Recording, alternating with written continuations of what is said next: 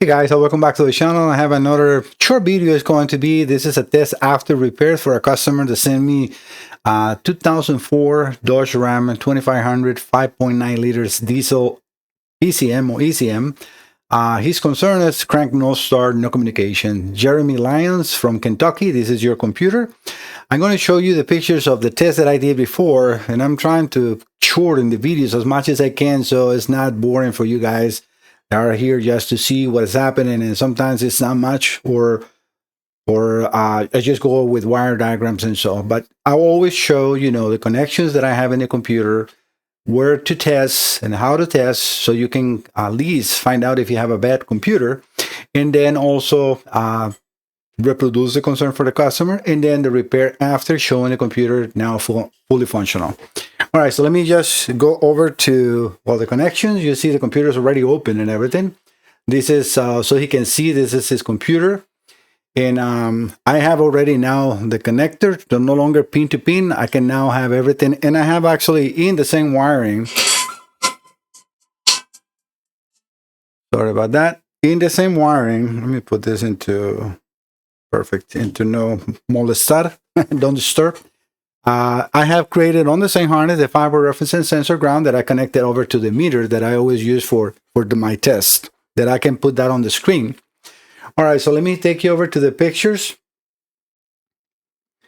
All right, so this is the computer first. When I got here, I always connected. You can see Jeremy's note, and that's for him in there, but we will see it very, very with a closer look.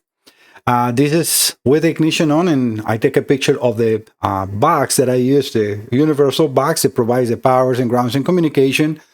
It's on, and we're only getting 3.032 millivolts, so no voltage on the 5-volt reference. And that is, the reason I took that picture in there is because he can see that indeed is connected and is all powers on and nothing is happening. And you will see that on my box that I'm going to show you as well. All right, this is the scanner trying to establish communication, but if it's no 5-volt reference, it's definitely no communication. This is just me taking pictures of the board and the stickers. This is where the computer opened to make sure, there's no water damage, no corrosion, no oil, which is also oil migration is very common on this one. So diesel migration through the wiring. But no, there's a case. The computer actually, as you can see, it looks pretty clean. He does take care of this truck for sure. You can see the outside of the computer was, I didn't clean that. That came out like that. And he sent me pictures where it was attached on the engine and it was nice and clean. I'm like, wow, I'm impressed. All right, this is just a closer one so I can zoom in if I want to see something. I always take pictures of, high definition pictures. And this is his notes. Crank no start, no gauges work, put new batteries and won't start. Jeremy, by the way, because this is a very common problem on these computers, make sure there is no reverse polarity, because sometimes this vehicle uses a double battery, and that's a very dangerous situation because positive to negative can be misplaced, and that can shorten out and damage the computer. All right. That's all, pretty much all the pictures that I have for you to see. All right. So let me go over to here, right? And let me put the Phoenix, which I have ready to go, and then the meter. So, well, before we go there, I want to show you that I have one switch on. I can turn both. That's the battery voltage, the constant battery. The computer will not come on. Even if I put the battery voltage, you can see that my meter is reading 0. But if I turn the ignition on, that should read the 5-volt reference. I have the 5-volt reference and the sensor ground connected in here. And if I do now we have 4.96, almost 5 volts, perfect. So that is actually really good. And I don't like that meter is a little over the other, over the wrong one. Let me just see. Meter right here. Yeah, it's under the scanner, which is no good. So you cannot see that it's bold DC, which is very important, right? Like that you understand how that works. I also going to show you, because I promised to show you connections. I have made a nice picture where you can see where the pins of the computers are. So let me get you to that. But let me take the Phoenix and the meter just 1 second, guys, to show you that. All right, so this is the connectors on this computer. There's two connectors. C1 is a 60 pin and C2 is a 50 pin. So you can see where pin 1 and everything is in there. I have also made another picture on the inside, because this computer sometimes depends on the year. It can have CAN bus or other type of communication, which is in this one on DLC2, which is the ISP, SPI communication. That's, I think, how Cummins has denominated. But as you see, I have, put pin 1 to 60 on the connector C1 and pin 1 to 50 on connector C2. And I have marks in here where you can see what those numbers on the right side, what all those colors and different symbols are, because I have put those in here. So you can see like on the left side, that pin 4 and pin 5 with those arrows in different colors. If I go over to here, 4 and 5, it says CAN low and CAN high. And that all depends, again, on the year of the computer. But I have also marked powers and grounds, as you can see, in connector with 50 pins. Those negative or black lines on pin 50 and 49 are grounds. And then obviously the plus red is battery. And I have obviously marked those in here so I don't forget what that means. So that negative sign is ground, positive red is battery, positive yellow is ignition, and so on. So you can see here, I also have gathered some information. I don't put everything that I have done in here because I'm showing you that. And it's obviously it's going to be other repair facility that might want to pick what I have in here. But yeah, there is some voltages, at least the main voltages that you can see here up in the transistors and capacitors and other components in there. And I don't mind about that, but this is what we have here. So many spam calls. I think this might be a customer. So guys, give me 1 second. All right, guys, sorry, that was actually a customer from a computer from a Fort Lightning. It's coming from California, Brian. All right, so yeah, this is all the connections that pretty much you need to test. So I always recommend, if you're going to do a test, let's say, you have no communication with a computer. The first thing that you need to do is check the main powers and grounds. So what did you need to check in here? Pin 20, pin 30, pin 40 on connector C2 with a test light and a multimeter. The test light connected to battery negative with ignition on, and make sure that you got power on 20, 30, 40. Those are constant battery powers, but you're going to do all the tests with ignition on. And then also we have an ignition on pin 32 on the same connector, which is the ignition. That's why we need to have the ignition on. Make sure that you put that in the meter. You have to have close to battery voltage. So check your battery voltage first with the multimeter. If the battery is in 13.5, 14 volts, it's good to have a battery charger or something to use or help the battery, because you're going to have the ignition on, right? But if you don't, as long as you don't do it for too long, it will be okay.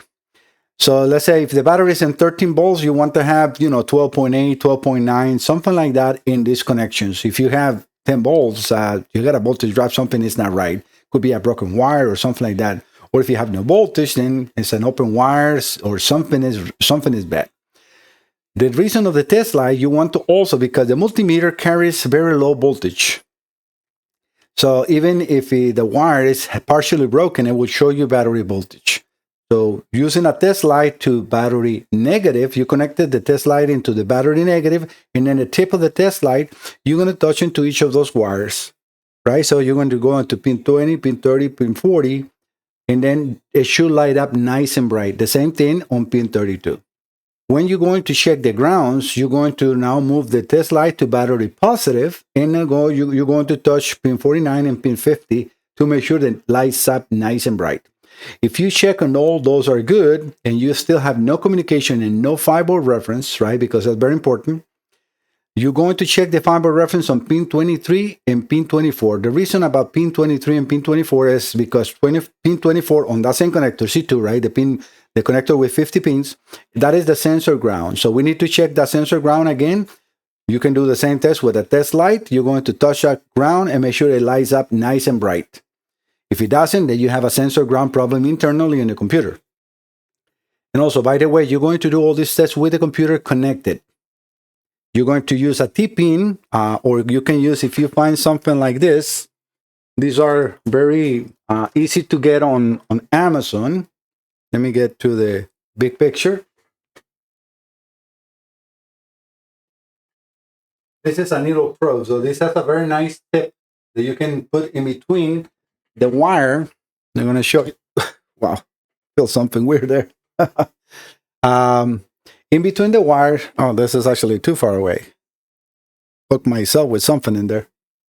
So what you're going to do is in between the wire and the harness, right? You're going to go behind and you're going to touch each of those and you're going to measure, right? So you're going to poke that carefully without damaging the wiring or the there is inside these connectors there is a weather pack. So you want to be in between the weather pack and the insulation of the wire and then just go through without poking it. That just moving it and so you can get that inside, or a needle, a tip-in, a needle or something, right? So you can put that in there and then you're going to touch with the multimeter or the test light every wire you're testing, right? Those are very important. So if you check the sensor ground, again, pin 24 and it's good, and you go over to pin 23 and there's no fiber reference, even though the computer is all powered up, the next thing you want to do is remove each sensor one at a time to see, and you're going to leave it unplugged to see if when you remove all the sensors, is there still no fiber reference? Well, then the problem is no doubt the computer. And you need to do all these tests. If you don't want to do that test, you can just remove the computer and I will do it for you. But I have done some computers in here. I have done tests and they tested good. The problem was actually in the vehicle. And even the viscous fan is a sensor that you need to unplug that is very prone to short, and that can take down the computer and may give no communication, because if the computer fiber reference is shorted, it will stop the communication, and if the computer is in problem, it can stop the communication with other modules as well. All right, so that is just a good quick test, and sorry guys, quick test and some advice if you have problems on a vehicle like this. All right, going into the test right now for Jeremy. Let's put the meter. We got the 5 volts. Let me connect to the vehicle. I'm going to enter the PCM. The reason I have this now like this is because it's faster for me to show. I also want to show that the B number on the bottom ends in 249988, and he'll know that this is his computer. And now we're in. This computer was dead, no communication. We can read module information. That will tell me that this is a 2004. The part number of the computer is a 5.9 liters, and it's a computer CM848, which is all correct. Now, the only thing that I want to show here, since I don't have much connector, is going to be the battery voltage. So let me just get into searching here. If I can click on that. Yeah, it's showing, but not showing in here. Finally, I did.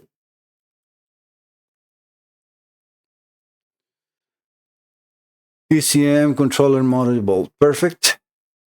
And then click OK. See, right now we have 14.8 volts. So I'm going to go in the voltage in my power supply, and I'm going to go a volt down. We can see 13.7, a volt up, 14.8, volt up, 15.8, and then come back to 14.8 volts. I can actually go down to 14 volts, 13.7. So how is the communication? Perfect. Because the only way that my scanner is now talking to that computer is through the communication bus. And that means that this computer is fully operational, which it was dead, no communication. All right, guys, again, this is just a short video that I want to show you how to do tests, wiring, connections, and also for Jeremy to see his computer now fully working. All right, guys, thank you so much. If you're here in the channel, please don't forget to subscribe. Every time you subscribe, YouTube promotes more and more of my videos, and that helps me a lot because that's how you find me. And it's for free, so if you do so, thank you so much. If you have any marine or automotive computers or instrument cluster, I'm going to put in the title of this video my website, so you can copy and paste it from there. In my website, you have my telephone number, emails, and everything. If you scroll down where the address is in the main home page, look for the address. Right next to that, you have a white box that says click here to fill this form, or click here on the right side. It says click here to email me. You can click on either one. If you click on the form, it will download the form, and you got all my information, the payment information, and the warranty information as well in there. So, I hope that you got something for me to work on and I can help you. I'm more than happy to help, and I have helped a lot of people. A lot of times it's a successful repair. Sometimes it's not possible, but it's not because of lack of knowledge. It's because sometimes the components are beyond repair. Otherwise, it will be repairing here. All right, guys, thank you so much. See you next time. Bye-bye.